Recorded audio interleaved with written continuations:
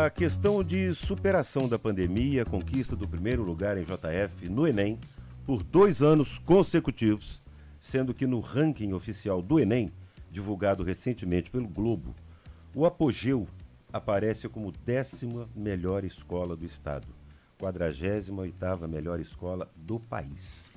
São dados que mostram o investimento em tecnologia e a dedicação em oferecer educação de qualidade para inúmeros alunos.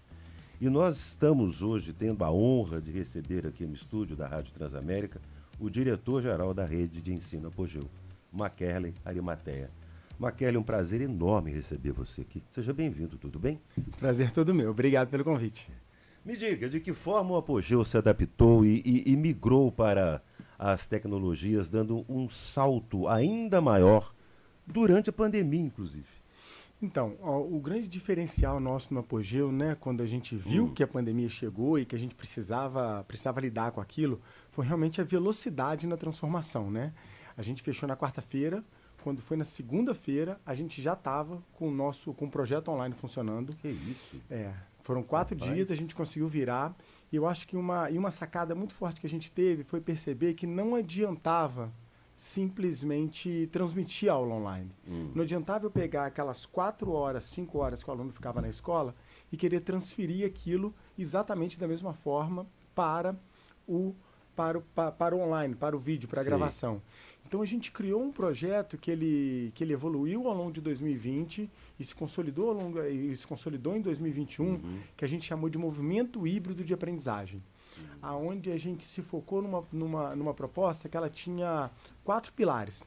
Tá. A gente trabalhou muito forte a questão das aulas gravadas, então eu tinha o conteúdo à disposição do aluno para ele poder acessar o conteúdo no momento que ele quisesse. Certo. Com isso eu tirei a obrigatoriedade dele ter que ficar 4 horas específicas olhando para a tela, preso à sala de aula.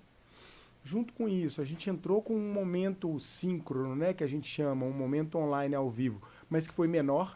Eu, ao invés das 4 horas, eu reduzi o meu dia a dia dele para entre 1 e 2 horas em pílulas de, no máximo, meia hora dos professores. Então, com isso, eu tornei o contato com ele mais efetivo, mais saudável. E nesses momentos, o que eu fazia? Eu provocava ele justamente na saber se ele tinha estudado, quanto ele tinha estudado, como que ele tinha estudado. E por último, muito preocupado com a questão do socioemocional, do momento que ele estava vivendo em casa, com toda a questão que ele estava vivendo naquele momento tão difícil para todo mundo, a gente entrou com outros 2 pilares que fizeram toda a diferença, que foi a orientação individual.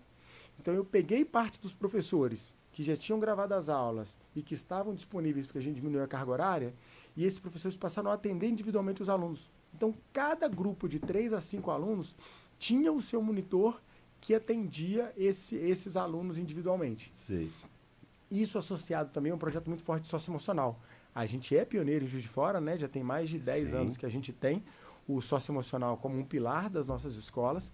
E na pandemia, mais do que nunca, a gente entrou muito forte com esse socioemocional. Mais do que na hora, né? Exatamente. Mais do que na hora de entrar com esse projeto. Muito Exatamente. Legal. Então funcionou muito bem no sentido de conseguir mostrar para o aluno que o que ele estava vivendo, todo mundo estava vivendo, e como é que a gente fazia para viver aquilo junto, realmente de maneira, né, minimizando, né? Os desafios que estava todo mundo vivendo. Os impactos, né? A gente sabe que o Apogeu alcançou um nível de excelência, um topo, né? E o que vocês agora estão, com tantas novidades, eu fico imaginando o que está sendo feito para melhorar, manter esses resultados tão positivos da rede Apogeu. Então, o que acabou acontecendo é que a gente percebeu, né, foi uma situação muito interessante que a gente tem chamado de ressaca do pós-pandemia, né? Que aí toda aquela tecnologia que a gente se habituou, quando a gente veio para o online, veio de repente uma situação, voltou para o offline, veio de repente aquela situação, eu não quero saber do online, eu não quero saber do online, eu não quero saber, sendo que ninguém vive sem o online. Não adianta. Né? Ninguém vive sem o celular, ninguém vive sem o computador, mas a gente viveu esse momento. Então a gente teve o carinho, teve o cuidado muito grande de voltar para o presencial de maneira muito estruturada, né? Estamos vivendo um desafio que, por tudo que eu converso aí com todas as escolas Juiz de Fora e Brasil afora, todo mundo está vivendo, porque o aluno ele está vivendo um dilema que ele mesmo não sabe se expressar. Por quê? Ele se adaptou mais do que nunca ao online. Um online mais do que nunca é a vida dele. Só que ele quer o presencial porque ele sentiu muita falta dos amigos, ele sentiu muita falta dos professores. E a muita sala de aula do dia a dia também, da sala de aula, sem dúvida nenhuma. Ela é outro nível, né?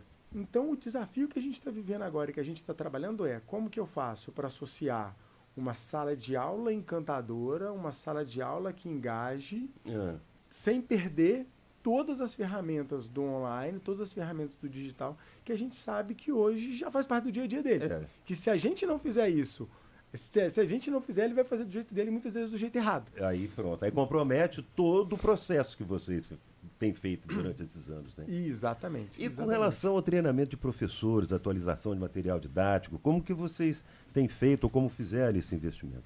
Então, na época da pandemia, a gente entrou muito forte com um centro de formação, onde a gente tinha formações semanais para os professores. A gente contratou uma profissional, inclusive, de São Paulo, que ela mudou para o Juiz de Fora para apoiar a gente nesse projeto do centro de formação. Então, a gente tem um centro de formação muito forte que trabalha a rede como um todo. Agora, no pós-pandemia, no momento onde voltou muito forte a carga horária, a gente reduziu esse movimento da formação, mas principalmente na época da pandemia, a gente tinha encontros semanais, a gente tinha lives semanais com os professores, a gente tinha uma central para poder apoiá-los, tanto, né, em termos de tecnologia, quanto em termos socioemocionais. Porque eles também estavam vivendo aquele momento e passando as mesmas dificuldades, né, Maquera? Exatamente. É muito interessante. As oportunidades de uma educação cada vez mais mediada pela tecnologia, quais são? O que vocês veem hoje nesse aspecto, Maquerle? Então, essa aqui é uma questão muito polêmica e muito interessante de se analisar, né?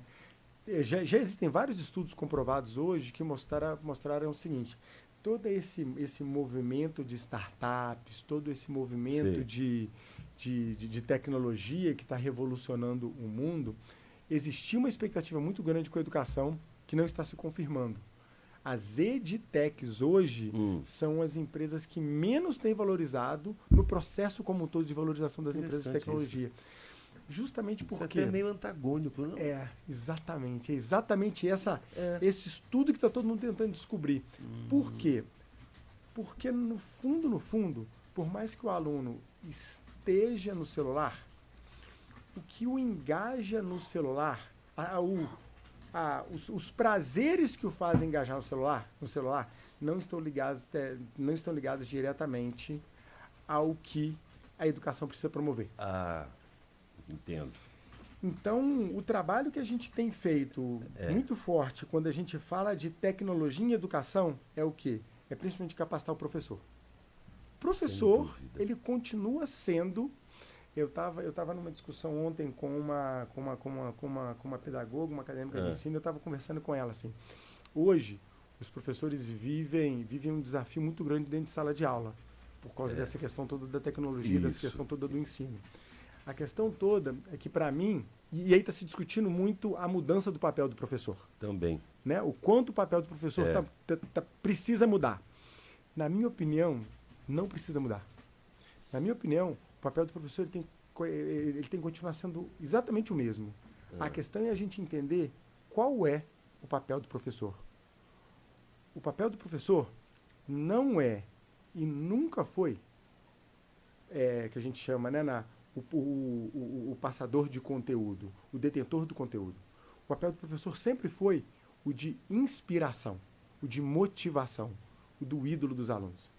Isso aí. A diferença é que há 10, 15, 20 anos atrás, além de ídolo, além de inspirador, ele era detentor do conteúdo. Isso. E você vai se lembrar muito bem. Se você pega os seus principais professores, que você se lembra da época de infância... me inspiraram muito. Você até se lembra da matéria que ele deu. Aliás, você até lembra a matéria que ele deu, mas o que ele te deu como matéria, você não lembra. Muitas vezes não, exatamente. Mas você vai lembrar da inspiração dele. Você vai lembrar como que ele fez diferença para as suas escolhas de vida. Com certeza, Maquerle, com certeza.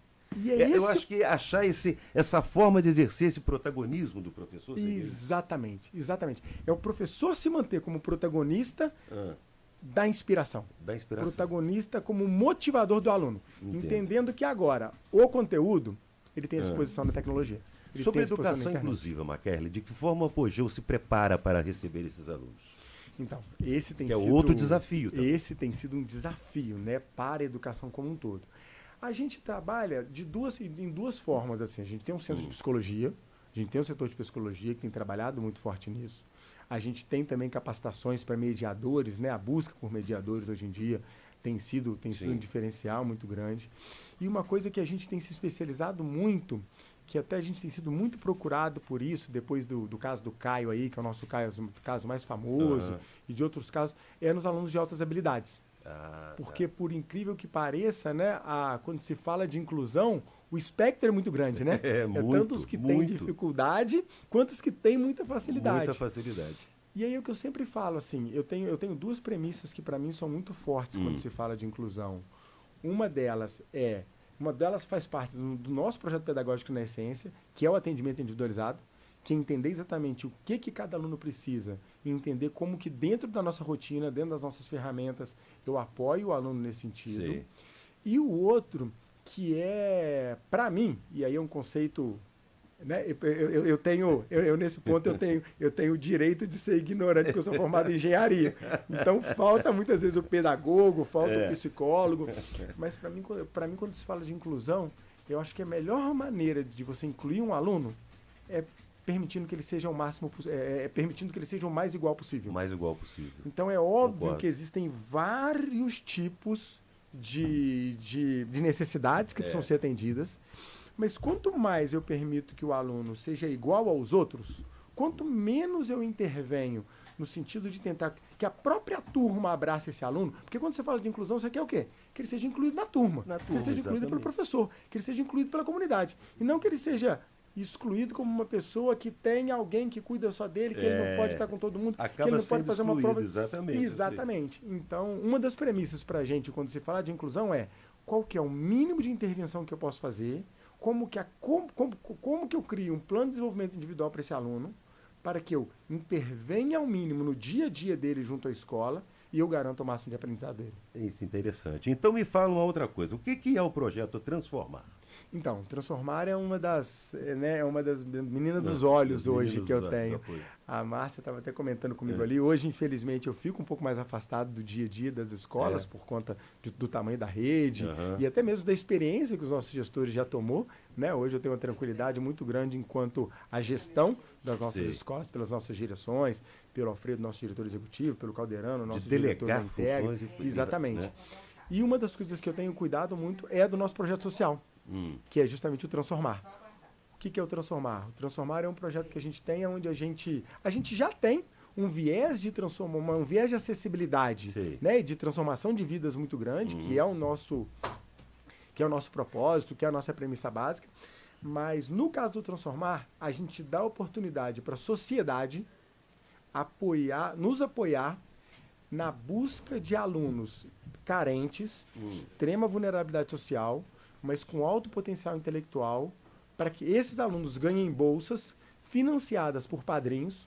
O Apogeu entra com 50% da bolsa e padrinhos entram com os outros 50% da bolsa. Quem trouxe a ideia, um dos responsáveis pela fundação desse projeto há 6 anos atrás foi o Antônio Arbex, dos shoppings aí, ele abraçou essa ideia comigo. Muito, e a gente desenvolveu essa ideia tem 6 anos. Hoje eu tenho padrinhos que vão desde grandes empresários de Juiz de Fora até funcionários meus de limpeza, são padrinhos. A gente tem cotas, né, de acordo com as necessidades de cada um. E hoje a gente patrocina 54 alunos.